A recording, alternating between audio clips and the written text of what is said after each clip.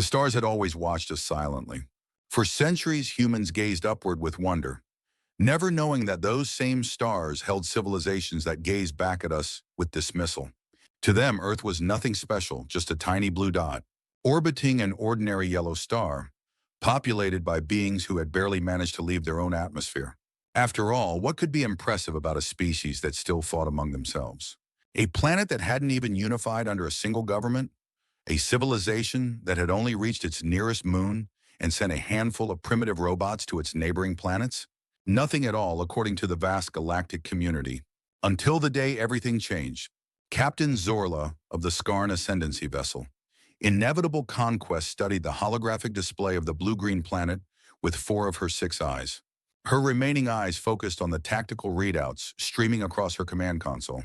"Confirm scan result," she ordered, her voice carrying the metallic resonance typical of Skarn commanders. "Confirmed, Captain," replied her second-in-command, Officer Draz. The humans possess minimal orbital defenses. No energy shields. Primitive weapon systems. Their most advanced military vessels still use chemical propulsion. Zorla's mouthparts clicked in amusement. This will be even easier than expected. The Skarn Ascendancy had been expanding its territory for centuries, absorbing or destroying any civilizations that stood in its path. They were not particularly cruel by galactic standards, merely efficient. Resources were finite. Territory was power. Those who could not defend their worlds did not deserve to keep them. "Their communications technology is sufficient for them to have heard our approach," Zorla noted. "Yet they send no delegation, no messages of surrender or defiance." "Perhaps they do not understand the situation," Draz suggested. "Then we shall clarify it for them," Zorla decided. "Prepare a demonstration strike. Something modest, one of their smaller cities should suffice. Let us see if that prompts a response." Across the bridge, Skarn officers busied themselves with the preparation. None questioned the order. This was standard protocol, after all, a simple conquest of a simple world. The mighty Skarn had absorbed hundreds of such civilizations, and the humans would soon be just another footnote in their glorious history. Target acquired. City designated Osaka. Population approximately 3 million. Excellent. Weapon system? Kinetic impactor ready, Captain. Zorla raised a clawed appendage. On my mark. An alarm suddenly blared across the bridge, cutting off her command. "Captain, energy surge detected from the planet's surface." Zorla's head snapped toward the tactical display. "Source? Unknown. It's everywhere." The space around Earth seemed to ripple, as if reality itself was bending. From beneath the oceans, from remote mountain ranges, from the polar ice caps, massive objects began to rise. "Vessels," Draz whispered, all 4 of his arms reaching for support as he stared at the display. Thousands of them. Zorla's exoskeleton paled. The ships emerging from Earth's hiding places were unlike anything the Skarn had encountered before. They seemed to shimmer between states of existence, sometimes appearing solid, sometimes translucent, as if they weren't fully committed to remaining in one dimension. And they were enormous. The smallest was at least twice the size of the inevitable Conquest, while the largest dwarfed anything in the Skarn fleet. "Impossible," Zorla breathed. "Our intelligence reported no such capabilities." "The humans are hailing us," the communications officer announced, his voice quavering. "Put it through," Zorla ordered, struggling to maintain her composure. The holographic display shifted, and a human face appeared, a female with dark skin and silver-streaked hair. She wore no uniform, no military insignia, just simple clothing that offered no clue to her role or rank. "This is Dr. Maya Harrison, representing Earth," she said calmly. "I suggest you reconsider your intentions, Captain Zorla." Zorla's posture stiffened. "How do you know my name?" Human smiled slightly. "We know many things about the Skarn Ascendancy. We've been watching you for quite some time." "Impossible. We would have detected your observation drones." "Perhaps you overestimate your detection capabilities." "Doctor," Harrison replied. "Or perhaps you underestimate ours. Regardless, your planned attack on Osaka will not proceed." Zorla felt a cold sensation crawl along her spine, fear, an emotion she had seldom experienced. But she was Skarn, and the Skarn did not yield to fear. "You cannot hope to defeat us," she declared. "The Skarn Ascendancy spans thousands of star systems. This single fleet is merely the vanguard." "We are aware," Weedick Dunn. Harrison nodded. "Which is why we will not engage you in combat unless forced. Instead, we would like to offer you something we do not negotiate with." "An exchange of knowledge," Harrison continued, ignoring the interruption. "There are threats in this galaxy far more dangerous than either of our civilizations. Threats that will require cooperation rather than conquest. Before Zorla could respond, her tactical officer called out in alarm. Captain, we're detecting multiple spatial distortions beyond the human fleet. Something? Something else is coming through. 10-year-old Miguel Reyes pressed his face against the window of his family's apartment in Mexico City, gazing up at the night sky with wide eyes. Strange lights had been flickering among the stars all evening, moving in ways that no airplane or satellite ever could. Mama, there are more of them now, he called excitedly. His mother, Lucia, joined him at the window, placing a gentle hand on his shoulder. Unlike Miguel, her expression held worry rather than wonder. I see them, mijo, she said quietly. The news had been chaotic all day. First came reports of massive unidentified objects in Earth's orbit. Then the government announcements, yes, they were alien vessels. No, citizens should not panic. Yes, the situation was under control. But Lucia, like many on Earth that day, sensed that nothing was quite as under control as they were being told. Miguel's father, Dr. Daniel Reyes, had been called to a secure facility hours ago. As one of the world's leading quantum physicists, his expertise was suddenly in urgent demand. His last message to Lucia had been brief. Don't worry.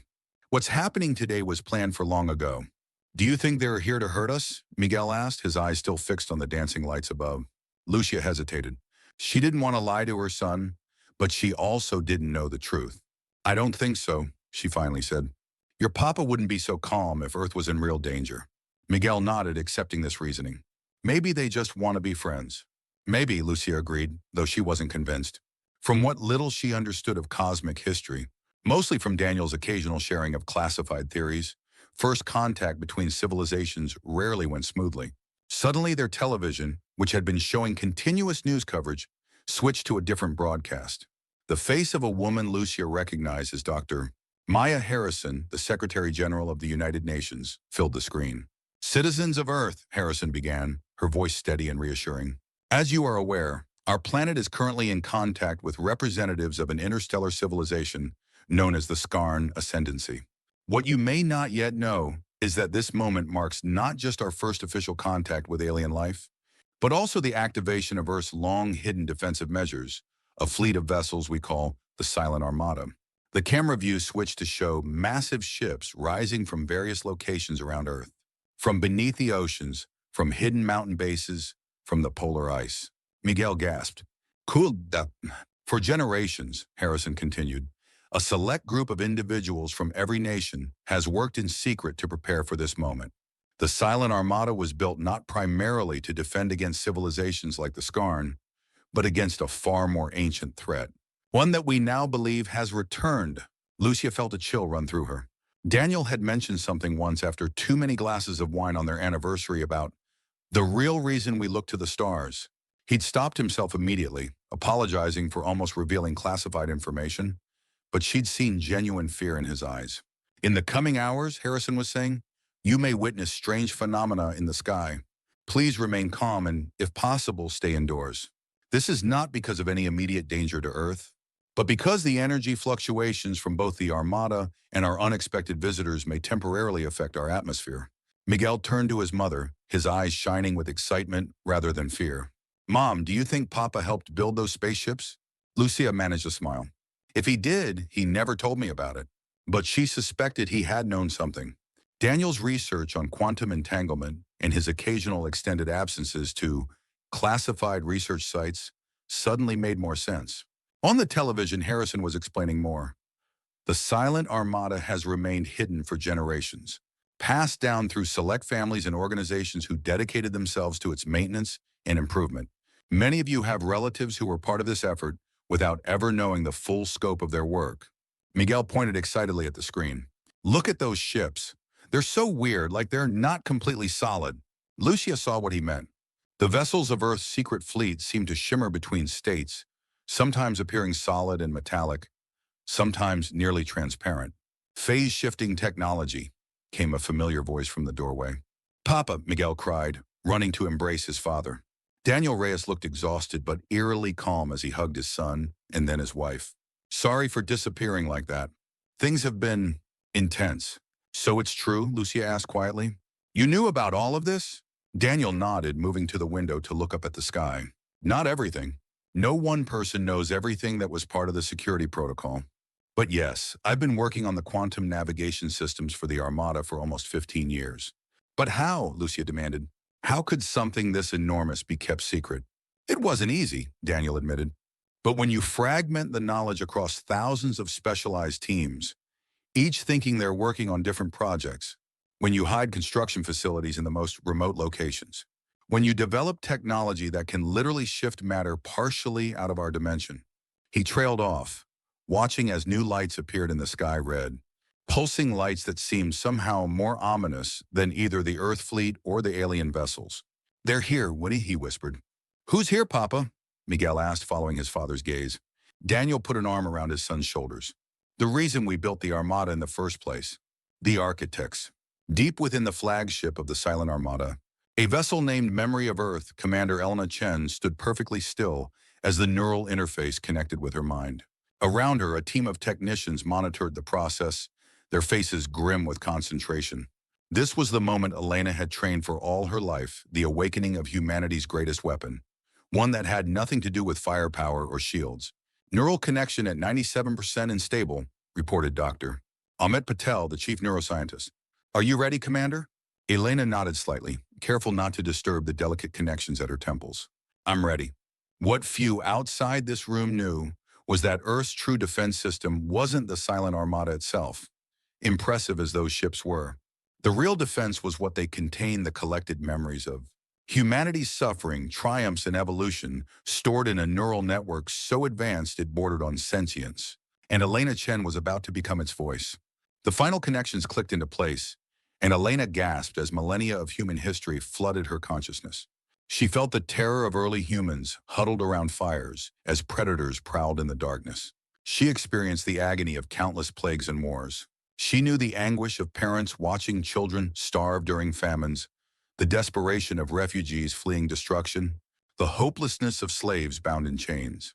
But she also felt the counterbalance, the fierce joy of lovers reuniting after separation, the wonder of artists creating beauty from nothing, the satisfaction of builders completing great works, the quiet pride of teachers watching students succeed, and the boundless hope that drove humans to keep trying, keep building, keep loving, despite every reason to give up. Connection complete, Amit announced, though his voice seemed to come from very far away. Commander Chen, can you hear me? I hear you, Elena replied, though her voice sounded strange even to her own ears layered, as if many people were speaking in perfect unison. The collective memory is active and stable. On the bridge of the inevitable conquest, Captain Zorla watched in growing alarm as the red lights multiplied. What had begun as a simple conquest was rapidly becoming something she couldn't comprehend. What are these new signals? She demanded. Unknown configuration, her tactical officer replied. But they're massive, at least 5 times larger than the human vessels. The human doctor, Harrison, was still on the communication screen, but her attention seemed divided. Captain Zorla, she said urgently, what you're seeing now is exactly why we built the Silent Armada. They're called the architects, an ancient species that seeds young civilizations and returns millennia later to harvest them. Harvest, Zorla repeated. They consume the totality of a species' experience, its history, culture, knowledge, everything, leaving nothing behind. They've done this countless times across the galaxy. Zorla's tactical sense kicked in. If what you say is true, why would you reveal your defenses to us before these architects arrived? Because we need allies, Harrison replied simply. Even our armada may not be enough against them. They've had billions of years to perfect their harvesting techniques. Before Zorla could respond, a new signal cut through all communications channels. It wasn't audio or visual in any conventional sense, it was pure emotion. Wave after wave of feeling crashed against the minds of every being on both the Skarn and human vessels. First came terror primal, overwhelming fear that made even the disciplined Skarn officers cry out involuntarily. Then pain so intense that many fell to their knees. Then grief that brought tears to eyes not designed for weeping. What is happening? Zorla demanded, struggling to maintain her composure as the emotional assault continued. On the main screen, she could see Dr. Harrison grimacing but still standing. We're fighting back, she managed to say. The only way we know how. Aboard the Memory of Earth, Elena Chen stood at the center of a storm of human experience. Through her, the neural network was broadcasting the full spectrum of human suffering to the approaching architects, showing them precisely what they sought to consume. They feed on experience, though darn. Patel had explained during her training. So, we give them a taste, but such an overwhelming one that it acts as a deterrent rather than an appetizer. But something unexpected was happening. As Elena channeled humanity's pain outward, she sensed confusion from the architects. This wasn't proceeding as it had with other species they had harvested. Usually, a species' experiences were neatly compartmentalized: joy separate from sorrow, hope distinct from despair. But human experiences were chaotic, contradictory, often simultaneous. A grieving widow could laugh at a memory of her departed husband. A soldier could feel both horror at violence and pride in protecting others. A parent could feel both frustration and overwhelming love for a child in the same moment. The architects had never encountered such complexity, such messy, contradictory emotional states. Their harvesting process relied on being able to cleanly separate and categorize experiences. Human experiences refused to be so neatly filed away. Elena pushed harder, now broadcasting not just suffering but its complement. The joy that can only be known by those who have suffered, the appreciation that comes from understanding loss, the fierce protection of happiness once you've known its absence. On the bridge of her ship, Zorla watched in astonishment as the red lights the architect vessels began to pull back, their movements becoming erratic. "They're retreating?" Officer Draz said incredulously. "Doctor," Harrison nodded on the view screen. "Not retreating. Regrouping. They've never failed at a harvesting before. They don't know how to process what they're receiving from us." "And what exactly are you sending them?" Zorla asked. "The truth of human existence," Harrison replied. "Every joy, every sorrow, every contradiction and complexity. We are showing them who we really are: not weak, not simple prey, but survivors who have endured countless hardships and still maintain our humanity." As if to emphasize her point, the emotional broadcast shifted again. Now, alongside the pain and joy came something else: determination. Not just to survive, but to thrive. Not just to endure, but to create. Not just to resist, but to transform. It was this uniquely human refusal to accept limitations that seemed to confuse the architects most of all. The Skarn were warriors, conquerors by nature and tradition. Retreat was shameful surrender, unthinkable. Yet as Captain Zorla observed the architects' vessels reorganizing into what was clearly an attack formation, she found herself considering options she would have dismissed as cowardice mere hours ago. "Their energy readings are off the scale," her science officer reported. "Whatever weapons they possess, they vastly outclass both our fleet and the human vessels." Zorla clicked her mandibles in thought. And yet the humans stand firm. Indeed, the silent armada had arranged itself in a protective formation around Earth, their strange, phase-shifting hulls now fully solid, glowing with energy signatures unlike anything Zorla had seen in her centuries of service. "Captain," Draz ventured, perhaps we should withdraw. This conflict is between the humans and these architects. It need not concern the ascendancy." Zorla fixed all six eyes on her second-in-command. "Are you suggesting we abandon the field of battle, Officer Draz?" "I am suggesting we make a strategic reassessment," he replied carefully. "We came to conquer a primitive world. We now find ourselves in the middle of a conflict between a surprisingly advanced Earth and an ancient power we know nothing about." He was right, of course. The logical choice was to retreat, to return to ascendancy space and report what they had discovered.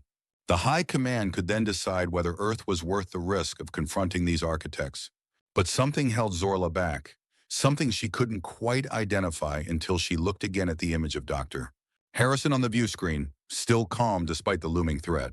It was respect. For the first time in her long career, Zorla felt genuine respect for a species the ascendancy had targeted for conquest.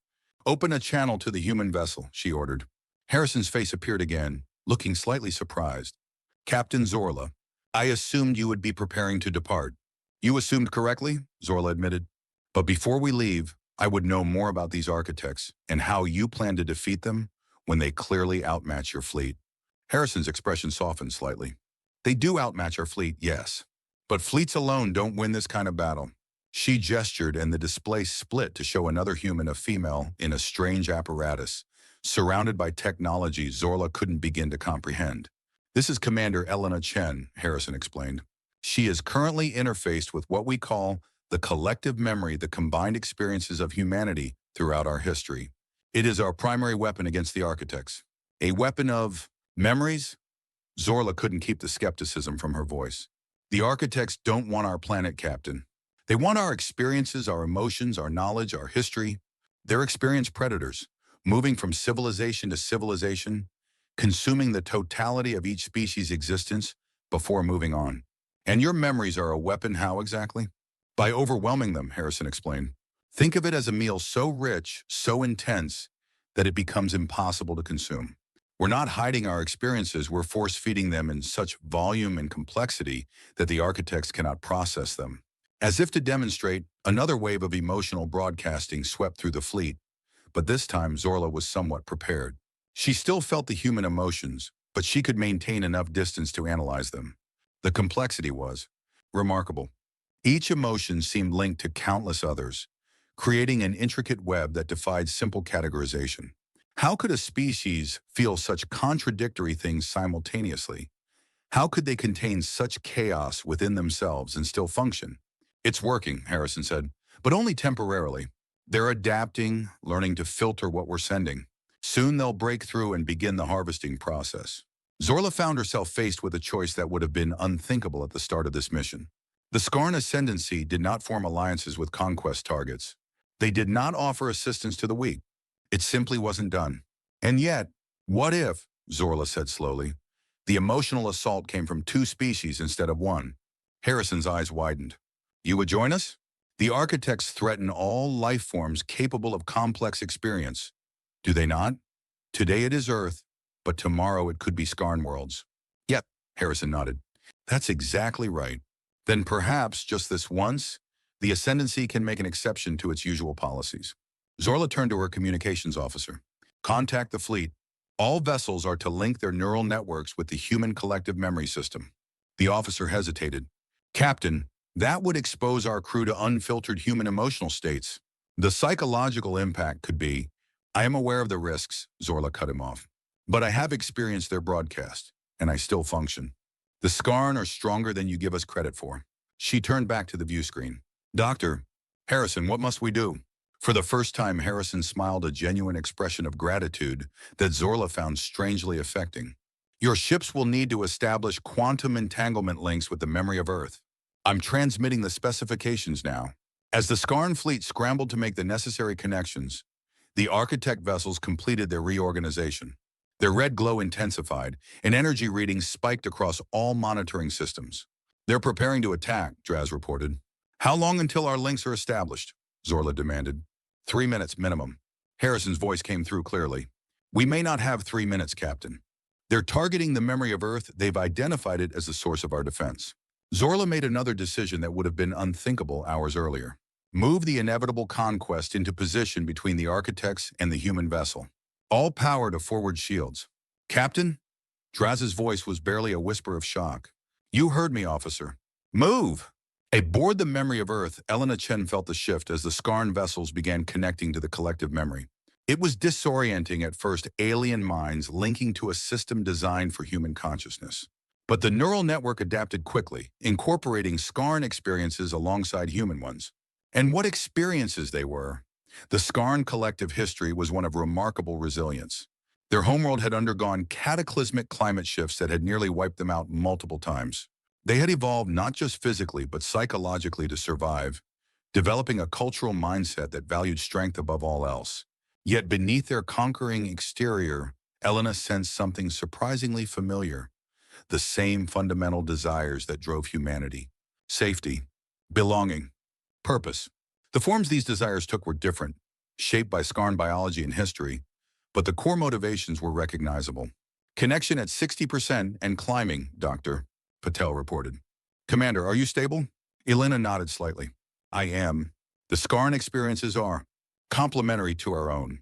Different perspective, similar foundation. As the connection strengthened, Elena began weaving Skarn memories into the broadcast. Their fierce pride in survival, their complex honor codes, their deep bonds to family units. Where human experiences were chaotic and contradictory, Skarn experiences were structured and hierarchical, but with surprising depth beneath the ordered surface. The combined broadcast hit the approaching architects like a tsunami of raw experience. Where they had begun to adapt to the human emotional patterns, now they faced an entirely new complexity.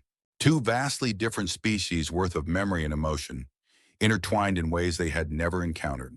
On the bridge of the inevitable conquest, now positioned protectively in front of the memory of Earth. Zorla braced as the first architect attack struck their shields. Shield capacity at 68% after a single hit, the tactical officer reported grimly. Maintain position, Zorla ordered. Connection status? Neural link at 82% and stabilizing. We're fully integrated with the human broadcast system. Zorla felt it herself, a strange doubling of consciousness as her mind became part of the greater whole. She remained herself, remained in command of her vessel, but she also became aware of the vast tapestry of experience being projected outward. And she could sense the architect's confusion. The massive red vessels had stopped advancing. Their energy signatures fluctuated wildly, as if they were struggling to process what they were receiving. It's working, Doctor. Harrison's voice came through. Keep broadcasting. They're vulnerable when confused. Elena Chen, at the heart of the collective memory, pushed harder. Now that she had access to Scarn experiences as well as human ones, she could create even more complex patterns of emotion and memory patterns that defied the architect's ability to categorize and consume. She broadcast the experience of a human mother losing a child alongside the experience of a Scarn warrior losing a battle companion. Different circumstances, different expressions, but the same core grief. Yet with subtle cultural variations that made them impossible to process as a single type of experience, she layered the wonder of human artists, creating beauty alongside the precision of Scarn engineers, creating functionality. Different values, different aims, but the same pride in creation again, with variations that defied simple categorization. The architects had evolved to harvest experiences that could be neatly sorted and filed. They had never developed the ability to process such chaotic, overlapping patterns. Their ships are losing coherence, Draz reported, a note of awe in his voice. They're destabilizing. Indeed, the red glow of the architect vessels was flickering now, their perfect formations beginning to falter as they struggled to maintain their presence in normal space. Now, Elena whispered, though her voice carried to every human in Scarn mind connected to the network. Now we show them who we truly are. In that moment, she channeled the most fundamental truth of both species, the absolute refusal to be consumed, to be erased, to be forgotten. Both humans and Scarn, despite their many differences, shared this core quality: they would not go quietly into extinction. They would fight, they would adapt, they would endure. The emotional broadcast became a roar of defiance, not just fear or pain or joy, but the indomitable will to exist that transcended any single emotion. And the architects couldn't bear it. One by one, their vessels blinked out of existence, not destroyed, but retreating to whatever dimension they called home, abandoning their attempted harvest in the face of prey that refused to be devoured. In the silence that followed their departure, humans and Scarn alike found themselves experiencing something unexpected, a sense of kinship that transcended their differences. 2 weeks after what was already being called the architect incursion, Captain Zorla stood in an unlikely place, a conference room in the United Nations building in New York City. Around the table sat representatives from Earth's various nations, along with a small delegation of Scarn officers. Dr. Maya Harrison entered, accompanied by Commander Elena Chen, who had finally been disconnected from the collective memory after days of careful medical monitoring. Captain Zorla, Harrison greeted her with a respectful nod. Thank you for agreeing to these discussions. Zorla returned the gesture. The High Command was intrigued by my report. They have authorized me to negotiate preliminary terms of alliance. The word alliance rather than surrender still felt strange on her mouthparts, but Zorla was adapting to this new reality. The Scarn Ascendancy had never encountered a species quite like humans before, seemingly primitive on the surface, yet harboring depths and capabilities that had remained hidden until needed. Alliance, Harrison repeated with a small smile. Not a word I expected to hear when your fleet first appeared in our orbit. Circumstances change, Zorla acknowledged. Enemies become allies when faced with a greater threat. And do you believe the architects will return? Don't you? Zorla countered. Harrison nodded gravely. Our experts believe we've bought time, nothing more. The architects have been harvesting civilizations for billions of years. They don't abandon a potential food source permanently. Commander Chen spoke up, her voice still carrying echoes of the many minds she had channeled. They'll adapt. Next time, they'll be prepared for our defense. Which is why we must prepare as well, Zorla said. The Scarn Ascendancy possesses technologies your people have not yet developed. In exchange for access to your phase-shifting technology and collective memory system, We are prepared to share our advancements. Harrison leaned forward. And what of your conquest plans? Is Earth still considered a target for ascendancy expansion? Zorla made the Skarn gesture equivalent to a human shrug. Your world has been reclassified as unsuitable for standard conquest procedures. The High Command believes an alliance would be more beneficial. What Zorla didn't say, what she couldn't say without losing face, was how profoundly the encounter had changed Skarn perception of humanity. The emotional broadcast had affected every Skarn connected to the network, giving them insights into human experience that would have been impossible to gain otherwise. They had felt human courage, human compassion, human creativity. They had experienced the chaotic beauty of a species that embraced contradiction rather than eliminating it. Many Skarn, including Zorla herself, had been deeply moved by these insights. The High Command would never admit it, but they were fascinated by humans now. Not as conquests, but as potential partners who viewed the universe in ways the Skarn had never considered. I believe we can work together, Harrison said finally, but trust will take time to build. Indeed, Zorla agreed. Yet we have already fought side by side against a common enemy. That is no small foundation. As the formal discussions began, Miguel Reyes and his classmates were taking a field trip to a most unusual destination. One of the silent Armada vessels that had been opened for limited public viewing. And this, their guide explained, gesturing to a massive chamber filled with gently glowing equipment, is a small section of the memory storage system. The full network extends throughout the ship. Miguel raised his hand. Is it true that the ships have been here all along, even before our grandparents were born? The guide nodded. The first vessels were constructed almost 100 years ago, though they have been continuously upgraded since then. They were built in response to ancient warnings found in archaeological sites around the world, warnings about the architects. But how did they stay secret? Another student asked. By being hidden in plain sight, the guide explained. Many of the technologies that power these ships were developed through seemingly unrelated civilian research. The quantum computers in your homes, the medical nanites used in hospitals, even the entertainment systems that create virtual reality, all were spin-offs from Armada technology, released slowly to avoid drawing attention.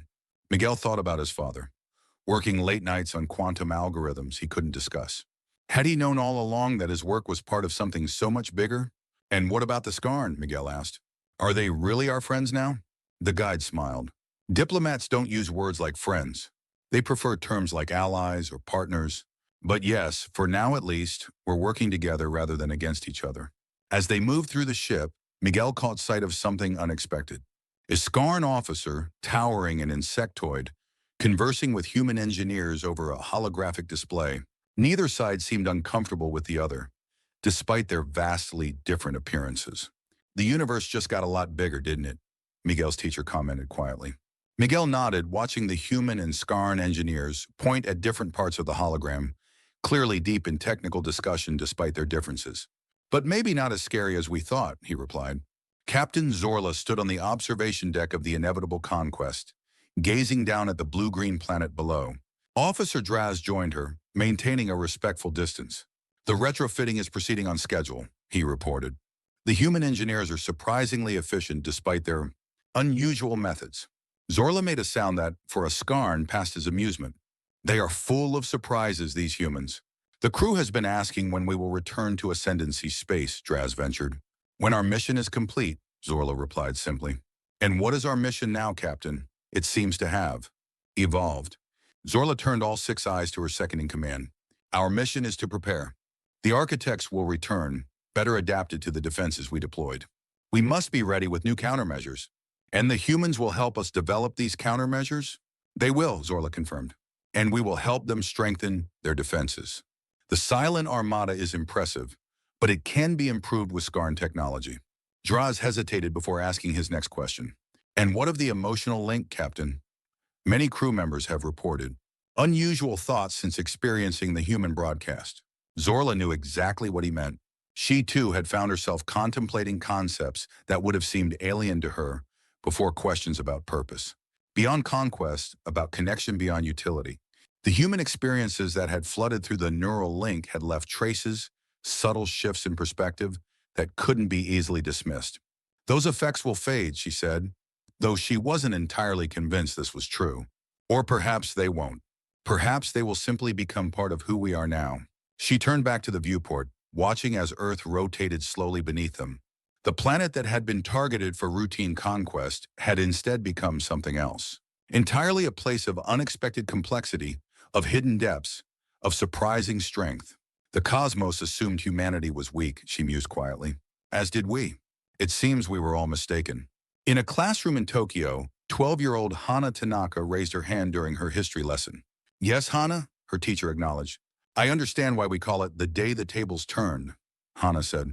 But I don't understand why the aliens helped us. Why didn't the Skarn just run away when the architects appeared?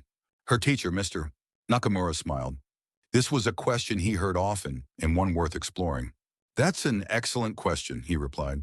The official explanation is that the Skarn recognized a common threat and made a tactical decision to ally with us. But many believe there was more to it. Like what? Another student asked. Mr. Nakamura walked to the holographic display and brought up an image of the memory of Earth alongside the inevitable conquest. Earth's flagship and the Skarn vessel that had protected it. When Captain Zorla moved her ship to defend our collective memory vessel, she did something unprecedented in Skarn history. She prioritized another species' survival over conquest. The question historians still debate is why. Hana considered this. Maybe when they felt our memories, they understood us better? That's one theory, Mr. Nakamura nodded. The neural link exposed the Skarn to the full range of human experience, our suffering. Yes, but also our compassion, our creativity, our complexity. Perhaps in that moment, they realized we weren't so different after all. He switched the display to show the current Earth Skarn research facility on the moon, where both species work together preparing for the architect's eventual return. Sometimes understanding changes everything, he continued. The Skarn came here believing we were weak because we lacked their technology and military might. The architects came believing we would be easy to harvest because of our emotional complexity. Both discovered that what they saw as our weakness was actually our strength. Hana nodded slowly, contemplating this idea. So, winning doesn't always mean fighting? Mr. Nakamura smiled again. Precisely. Sometimes victory comes not from overpowering your opponent, but from changing how they see you and perhaps how they see themselves. Outside the classroom window, one of the silent armada vessels hung in the sky, visible even in daylight, a reminder of humanity's hidden depths and unexpected allies. No longer silent, no longer hidden, but ready along with their former enemies for whatever the universe might send next. The cosmos had assumed humanity was weak. It wouldn't make that mistake again.